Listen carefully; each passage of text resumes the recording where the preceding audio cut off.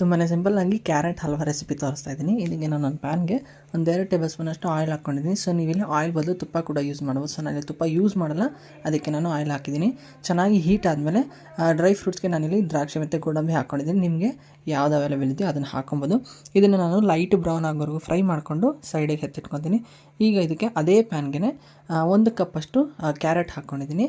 So ಕ್ಯಾರೆಟ್ನ light brown ಆಗೋವರೆಗೂ fry ಮಾಡ್ಕೋಬೇಕು. Brown ಅಂದರೆ ತುಂಬ ಬ್ರೌನ್ ಅಲ್ಲ, ಸ್ವಲ್ಪ ಸಾಫ್ಟ್ ಆಗೋವರೆಗೂ ಫ್ರೈ ಮಾಡ್ಕೊಂಡ್ರೆ ಸಾಕು. ಸೊ ಇದು ಫ್ರೈ ಆದಮೇಲೆ 1 ಕಪ್ಪಷ್ಟು ಬೆಲ್ಲ ಹಾಕ್ಕೊಂಡಿದ್ದೀನಿ. ಸೊ ಇಲ್ಲಿ 1 ಕಪ್ ಕ್ಯಾರೆಟ್ಗೆ 1 ಕಪ್ಪಷ್ಟು ಬೆಲ್ಲ ಹಾಕ್ಕೊಂಡಿದ್ದೀನಿ. ಬೆಲ್ಲ ಬದಲು ನೀವು ಸಕ್ಕರೆ ಕೂಡ ಹಾಕ್ಕೊಬೋದು. ಸ್ವೀಟ್ ನಿಮ್ಗೆ ಎಷ್ಟು ಬೇಕು ಅಷ್ಟು ನೋಡ್ಕೊಂಡು ಹಾಕ್ಕೊಬೋದು. ಸೊ ಇದು ಬೆಲ್ಲ ಕಂಪ್ಲೀಟ್ ಮೆಲ್ಟ್ ಆಗೋವರೆಗೂ ಫ್ರೈ ಮಾಡ್ಕೊತೀನಿ. ಇವಾಗ ಇದಕ್ಕೆ 3/4 ಕಪ್ಪಷ್ಟು ಕಾಯಿಸಿ ಆರಿಸಿರುವಂಥ ಹಾಲು ಹಾಕ್ಕೊಂಡಿದ್ದೀನಿ.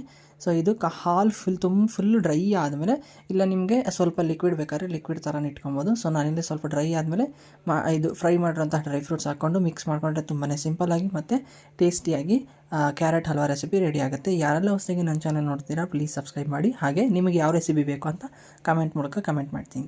Thank you so much for watching. Bye.